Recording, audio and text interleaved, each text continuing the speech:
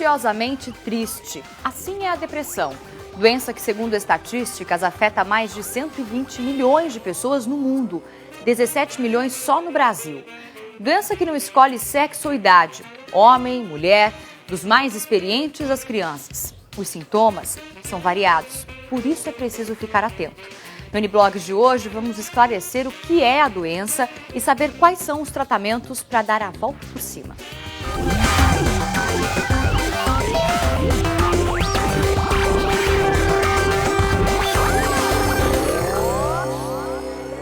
E para falar melhor sobre a depressão, que atinge muitas pessoas, eu recebo aqui no estúdio o Dr. Vladimir Bernick, coordenador de equipe de psiquiatria do Hospital Alemão Oswaldo Cruz, e também a fisioterapeuta e acupunturista Mayra Moreto. Além deles, o blogueiro de hoje é Eduardo Marini, do portal R7, que completa o nosso time. Bom, gostaria de começar com o doutor, obrigada pela participação.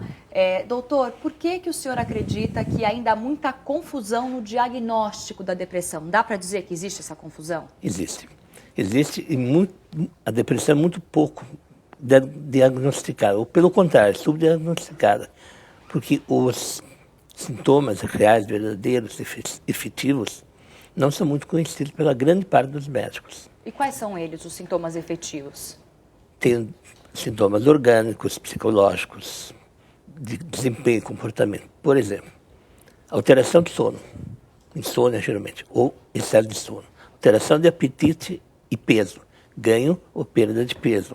Humor deprimido, depressivo, tristeza, perda de vontade de viver, perda de vontade de fazer coisas prazerosas. Pensamentos tristes, pensamentos pessimistas, pensamentos com a morte ou até mesmo idealização de suicídio. Alguns dos sintomas. Uma tristeza constante, né, doutor? Isso. Uma tristeza constante, que a própria pessoa tem dificuldade. A própria pessoa reclama da dificuldade que tem para que essa tristeza passe. Ela é crônica, o mundo fica cinza e a pessoa se incomoda de não conseguir sair daquela tristeza. O interessante é o seguinte, dividir bem o que é sentimento e o que é doença. Depressão é uma doença psiquiátrica. Ponto. Sim. É determinado por químicas cerebrais alteradas. Agora, tristeza com alegria são sentimentos. Então, lógico, uma tristeza comum, passageira, principalmente com motivo justo, tipo luto, perdas. Uma tristeza é um sentimento.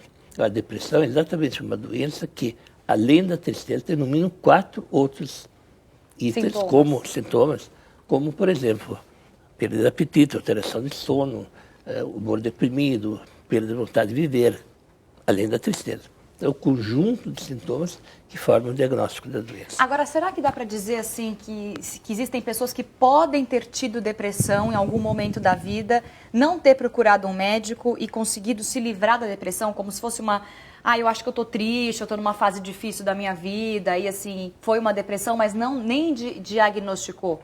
Isso é possível, doutor? Isso é possível e existia. Até o dia que a depressão foi bem definida, pela Organização Mundial de Saúde, principalmente os códigos CID, até lá não havia um critério de como diagnosticar a depressão. Então, nossos pais, avós e antepassados eram tristes, eram melancólicos, eram desanimados, eram preguiçosos, não tinham força de vontade, quando na verdade estavam deprimidos. Sim. Não havia o diagnóstico. E esse continua sendo ainda um grande problema, não é, doutor? Porque ainda não se tem conhecimento e se associa a depressão a uma série de comportamentos, né? Doutora Mayra, eu gostaria de fazer uma pergunta. Existe algum tipo de antidepressivo natural, de alguma atitude ou alguma terapia alternativa que possa evitar chegar num quadro de depressão? Esse é o princípio da medicina tradicional chinesa e da acupuntura, né? A acupuntura, ela é tanto preventiva como ela é um tratamento da depressão. E pela medicina chinesa, o caminho seria justamente você se reequilibrar para não vir a ter uma depressão. E isso acontece já desde criança, principalmente hoje nas nossas crianças, porque ela já vem desde cedo com cobranças, exigências. Meu filho, eu fui ver uma escola para ele e com 6 anos a coordenadora da escola ela começou a dizer que se ele atrasasse 5 minutos, ele não entraria na sala, porque ali eles formam grandes executivos. Mas ele tem 6 anos, né? Quer dizer, é uma rigidez que que já causa vem, ansiedade e pode causar problemas até numa criança de 6 anos, isso pode ser levado para a vida inteira. Mas isso vai causar problema, só que nós temos que enfrentar. Porque essa é a realidade. Se ele não for preparado para competir no mercado lá na frente, ele está fora, entendeu? Então, assim, você tem que entrar nessa massa e você tem que estar preparado para ela. Para resolver, para passar pelos problemas, porque os obstáculos existem, né? E é aí que entra essa cultura, né, da medicina chinesa, com todos os ensinamentos, para que você consiga, paralelo à sua vida, colocando em prática esses conhecimentos de alimentação, de sono adequado, reposição de energia através da respiração, através até das formas de pensamento, para você conseguir seguir essa vida e chegar lá em cima em equilíbrio. Mais saudável, né? Agora, olha só, gente, ter um filho é o momento mais esperado por muitos casais, né? Mas a chegada dele pode causar depressão para algumas mulheres logo depois do parto, após darem à luz. A depressão pós-parto é uma doença que atinge cerca de 10% das mães. Olha só. Eu estava saindo da maternidade e aí ela estava no bebê conforto. E aí eu lembro do meu marido olhando para mim no retrovisor do carro e falou assim: e aí, amor, feliz com o nosso pacotinho indo para casa com a gente? Nessa hora eu desabei, eu comecei a chorar. Eu tinha vontade de sumir, mas ao mesmo tempo eu queria, sabe, eu não sabia mais viver sem ela, eu não sei mais. Então isso deixava minha cabeça pirada, minha cabeça ficava dando 1000 voltas. Ele estava com 9 meses, a gente morava no 12º andar do apartamento, de um prédio, e eu liguei para o meu marido e falei assim: olha, se você não chegar logo em casa, eu vou me jogar da sacada. Ele, mas por quê? Eu peguei e falei assim: porque essa criança está chorando desde as 5 horas da manhã. É comum pelo menos 80% das mulheres apresentarem uma leve depressão após o nascimento de um filho. Mas esses sintomas desaparecem depois de uns 15 dias. O problema é quando a tristeza não vai embora de jeito nenhum. Era uma angústia, era uma dor, assim, sei lá, eu me sentia incapaz de cuidar dela. Eu achava que minha vida nunca mais ia ser a mesma, que eu nunca mais ia ser feliz. Umas coisas assim que até hoje eu não consigo entender. Da depressão pós-parto, as reações variam de mãe para mãe. Algumas rejeitam e até abandonam o filho. Isso passou pela sua cabeça? Passou muitas vezes. Largar ela com a minha mãe, largar ela com a minha sogra e desaparecer. É uma coisa bem séria e que não se deve ter vergonha de estar passando por isso e nem medo. É procurar ajuda, procurar vencer, porque no final o amor que a gente tem por eles é muito maior que tudo. São histórias de dor e de amor. Histórias de mulheres corajosas que não tiveram medo de assumir uma tristeza tão contraditória. Mães que hoje constroem uma nova relação e descobrem o maior sentido da vida. Quer dizer, muitas mulheres passam por isso todos os dias no Brasil e no mundo. Agora, doutor, aqueles sintomas todos que você falou que é necessário para identificar a depressão, como que a gente sabe depois do parto que aquilo é uma depressão pós-parto? E não só uma ansiedade, um medo natural diante da responsabilidade? Então, as duas coisas. Um dos casos, ela falou que tinha medo de não saber cuidar da criança e da responsabilidade dela. Isso não chega a ser uma depressão, acho que é uma coisa bem natural. Uma mãe, principalmente de primeira viagem, ter algum medo. Uma angústia natural da maternidade. Uma angústia natural.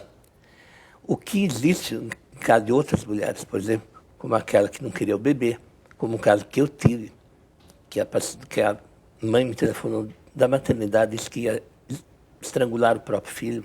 Jura, doutor? Que situação trágica. Como ela se livrou disso? Esposa de um médico, o médico estava trabalhando. Eu tive que sair caçando o marido para levá-lo ao hospital.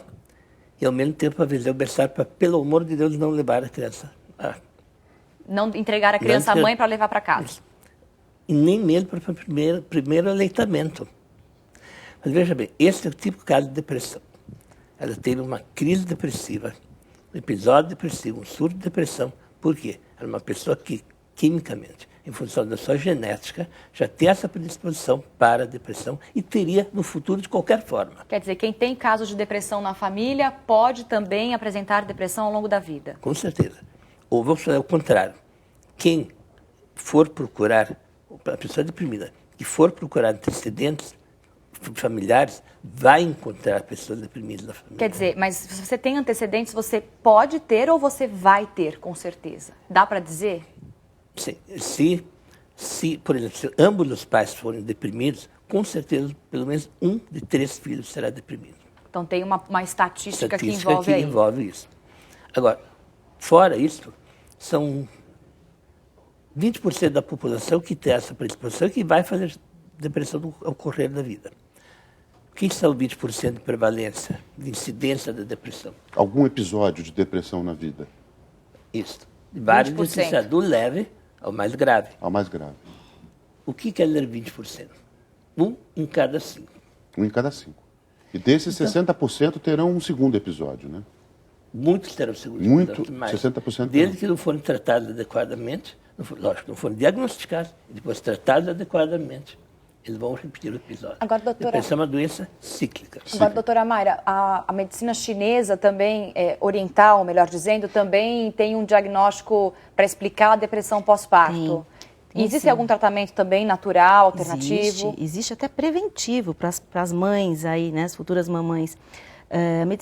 Segundo a medicina chinesa, a maioria das mulheres já tem, por ser uma constituição física mais delicada, já tem uma deficiência de sangue, né? Diferente da nossa medicina, totalmente diferente da nossa medicina ocidental. Existem várias maneiras de enxergar o problema, né? Então, a grosso modo, o sangue, ele leva energia, né?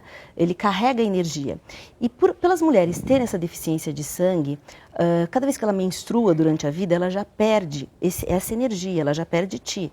Então, na hora do parto, além do trauma, né, do estresse, que é do pré-parto, tudo, do turbilhão de hormônios e tudo mais, existe uma perda de sangue.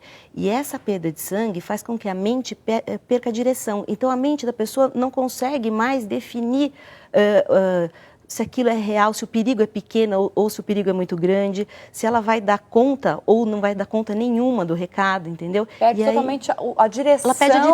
Ela perde a direção, então ela não consegue discernir. E nessa hora é a hora que ela não aceita o feto, ou também tem uma outra forma de se apresentar, que ela gruda na criança e ninguém chega perto. Ninguém chega perto. São dados que nos espantam, né? De 3 a 5% da população mundial, nós estamos falando de alguma coisa entre 200 e 500 milhões de pessoas. Estima-se que no Brasil, em torno de 17 milhões de pessoas. Isso. E uma doença que até 2020, segundo a Organização Mundial da Saúde, vai ser a doença mais incapacitante para o trabalho de todas. Até 2020, a depressão vai liderar o ranking das doenças incapacitantes. Agora, uma coisa curiosa que eu queria perguntar para o doutor e para a doutora são os diagnósticos associados, doenças que às vezes são confundidas com depressão. Muita gente se fala, por exemplo, em relação ao alcoolismo, a pessoa, normalmente quando o sujeito está bebendo muito ali, normalmente não se identifica dentro do alcoolismo. Há outras doenças, há outros quadros que são confundidos na hora do diagnóstico? Eu acredito que sim. Existem aspectos da depressão, como ansiedade, certa tendência maior para dependências químicas, que são inerentes à depressão. Não são todos os pacientes depressivos que têm esse tipo de comportamento. E existem doenças em comorbidade, ou seja, que vêm junto com a depressão. A ansiedade, às vezes, vem junto com a depressão. Como, às vezes, dependência química, que é uma doença em si, pode vir junto com a depressão. Não ser apenas um elemento da depressão. Qual a diferença? A intensidade dessa comorbidade. Quando o indivíduo é predisposto à dependência química, ele vai ter essa dependência química muito intensamente. Dá para dizer que a depressão é o mal dos tempos modernos ou não necessariamente? Eu acho que é o mal do século passado, o mal do século de hoje. De ontem e de amanhã. De ontem e hoje e amanhã. Exatamente o que você falou do futuro da doença. Eu acho que o aprimoramento do diagnóstico vai ter mais pessoas se tratando e, principalmente, vamos alertar já que a depressão é a segunda causa de invalidez da aposentadoria, por exemplo, no Brasil. Só perde para dores nas costas, para lombalgias. E será a primeira. O número é alto. E que A depressão é a terceira causa de morte de pessoas adultas. Sim. Primeiro, AVC, acidente vascular cerebral. Segundo, em problemas coronários e cardiologia também. Terceiro, a depressão. Se a gente imaginar que tanto hipertensão como acidente vascular podem ter exatamente um fundo em função da hipertensão, então, tanto coronários quanto AVC, então a depressão vira a segunda causa de morte. E no adolescente, com certeza. Primeira causa são mortes violentas. Segunda é a depressão. A gente vai continuar falando sobre isso logo depois do intervalo. É rapidinho, a gente volta conversando sobre depressão. Eduardo Marinho, nosso blogueiro, também vai falar da publicação que ele colocou lá no blog dele, no portal R7, junto sobre esse assunto da depressão. Fique com a gente, até já.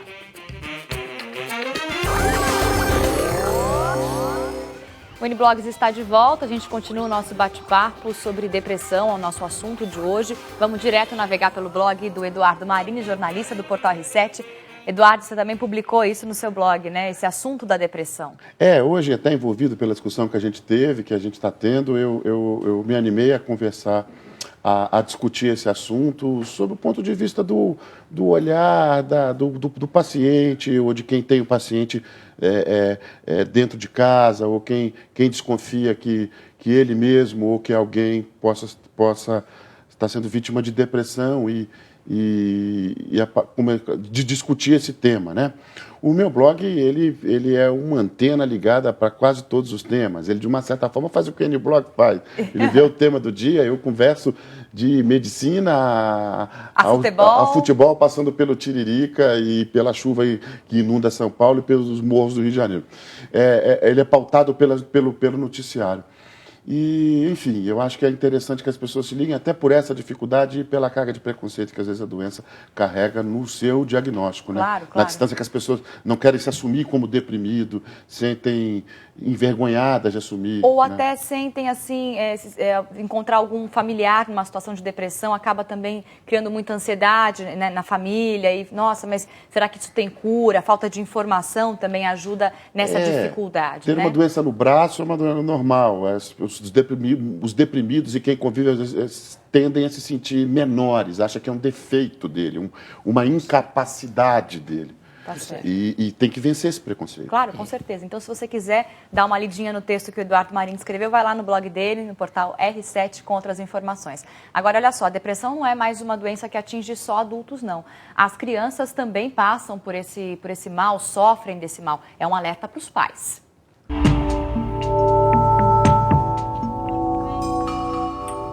Depois da morte do pai há 2 anos, este menino mergulhou na depressão. Na escola, não conseguia escrever o próprio nome, porque é igual ao do pai. Você mais queria? Ter meu pai aqui de volta.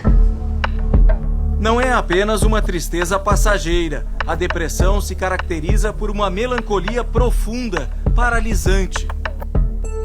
A criança tem pensamentos suicidas, não quer sair de casa e nem brincar com os amigos. Não quer ir para a escola, ele quer ficar dormindo, ele não quer sair no quintal, ele não quer falar com ninguém. Ele fala que quer se matar, que quer sumir, que ele quer crescer para poder sumir.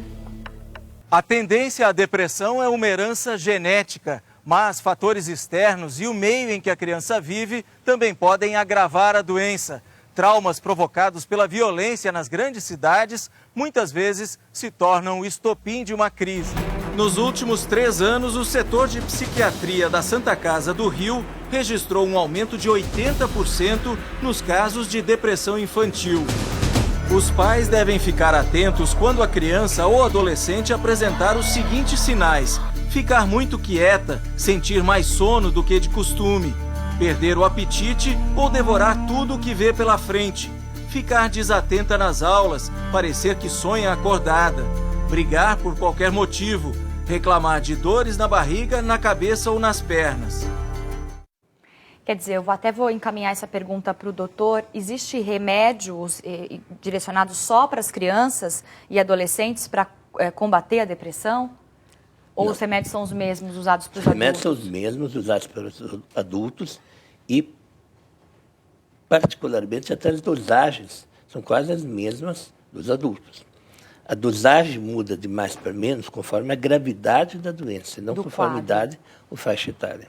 Quer dizer, então as crianças continuam tomando os mesmos remédios que os adultos. Agora, esses remédios têm que ser totalmente controlados e o diagnóstico tem que ser preciso, porque eu imagino que esses remédios também afetam outros fatores, outras questões da vida, não, doutor? Não, eu acredito que, em tese, todos os remédios deveriam ser controlados, prescritos por médicos. Mas esses são muitos, né? São muitos. São muito controlados. Nós estamos vendo, né, agora os antibióticos, entrando sim, na linha dura. Mas o que acredito, sinceramente, é que os remédios da psiquiatria têm que ter controle absoluto, isso não tem dúvida nenhuma, com prescrição, com doses certas, com diagnóstico certo feito no início e, logicamente, com o tratamento adequado em função daquele diagnóstico. Da situação pessoal, estamos falando de criança, da criança ou do adulto, situação social, profissional, econômica, principalmente pessoal, em termos de alegria de viver. Queria que a doutora, também o doutor, esclarecesse para a gente como que nos tratamentos, o que se pode fazer para melhorar a qualidade de vida do paciente, né? Porque normalmente os remédios estão associados à questão da libido, acho que o senhor poderia falar um pouco sobre isso. O paciente perde a libido e ele tem aquela coisa. Como que faz para recuperar a libido, já que a química do remédio também atua na área da libido, né? É o seguinte, um dos sintomas da depressão, um deles, no conjunto de vários outros, é a perda da alegria de viver, que inclui a vida sexual. Então, perda do prazer da vida sexual, ou seja, perda de libido. Inicialmente, para o indivíduo voltar a ter a alegria de viver, nós temos que recuperá-lo da depressão. Sair da depressão, então, o sintoma, perda de vontade de sexo, dentro da depressão, vai sendo corrigido. Infelizmente, porém, grande parte dos remédios antidepressivos são tanto bandidos nessa área. Eles também prejudicam a vontade sexual. Muitos deles causam outro tipo de disfunção, como de orgasmo. E, então, as coisas evoluem com certa dificuldade. Lógico, existe forma de contornar. Escolher a medicação menos prejudicial possível. Então, às vezes, a pessoa muda de medicamentos até ver o mais adequado e, eventualmente, acrescentar outros tipos de tratamentos paralelos. Com bom controle endócrino, a gente pode usar, inclusive, hormônios sexuais. Em homens, em mulheres é mais para difícil. Tentar recuperar. E a senhora, doutora, que tipo de... No trabalho da senhora... Para melhorar a consegue qualidade, amenizar essa questão? Então, a medicina chinesa, ele trata essa parte pelas agulhas, com a acupuntura. E ao mesmo tempo que a gente vai trabalhando toda essa parte de diminuir a ansiedade, de melhorar a autoestima e colocando a pessoa num equilíbrio para ela ir saindo da depressão, você tem pontos que vão estimular toda a parte sexual. Então, você vai diminuindo a depressão e vai ao mesmo tempo aumentando, né, o apetite sexual e até a sensação de prazer, que isso tudo é perdido. Tem um tempo, quanto tempo leva mais ou menos para a medicina oriental curar um quadro de depressão? Na verdade, funciona como assim, a pessoa perdeu energia, ele perdeu o ti, ele ficou apático, ele não tem energia para ter iniciativa, né? A pessoa não quer sair de casa, ela não quer fazer nada, ele não tem energia. Então você vai ter que repor essa energia. Só a agulha, ela não é suficiente, ela trabalha junto com o medicamento. E só a agulha. Com o alopático. O medicamento alopático. É um complementar, então. Só que só os dois também, a pessoa sai perdendo, porque tem toda uma filosofia de vida que você precisa mudar. Você perdeu essa energia porque você não se respeitou, você passou por cima dos seus limites, você sofreu cobranças até não poder mais. Negligenciou, né, os seus sentimentos, os seus desejos. Você já teve lá atrás gastrite, alergias, e você nem olhou para elas. Aí, de repente, você chega no cúmulo e aí você tem toda uma filosofia e para isso são ensinamentos. Eu até escrevi um livro que chama O Mestre do Seu Sistema. Que está aqui, a gente pode mostrar aqui. E ele foi justamente escrito para leigo, porque a medicina chinesa, ela é uma linguagem muito difícil. E esse livro todo, ele trata de ensinamentos.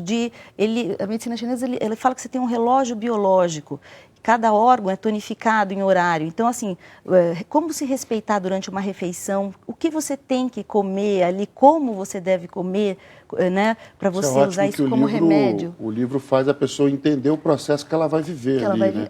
Ela vai, eu acho... Na verdade, ele faz ela entender o processo de não se desvitalizar, que é o principal, de não perder essa energia e de como repor essa energia, né? Através de alimentação, exercícios, mentalizações e das armadilhas que a gente tem do nosso dia. E além do livro, que você acabou de receber a indicação, também tem o site do Dr. Vladimir Bernick, que está aí na sua tela. Lá tem um teste que você mesmo pode fazer, entra, faz um teste para você descobrir se você é uma pessoa que está enfrentando um quadro de depressão. Estou aqui, é um excelente site, tem um teste muito bom, muito útil.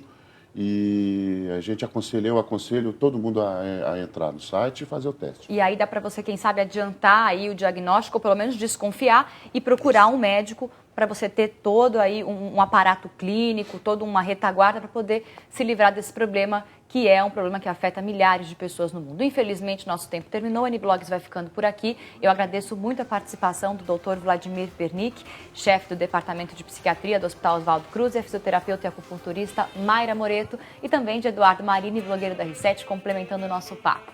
Você pode participar do N-Blogs, mande sugestões para o nosso e-mail, tá aí na sua tela, ou siga o programa pelo Twitter, nosso microblog, N-Blogs TV. A gente se vê amanhã. Tchau!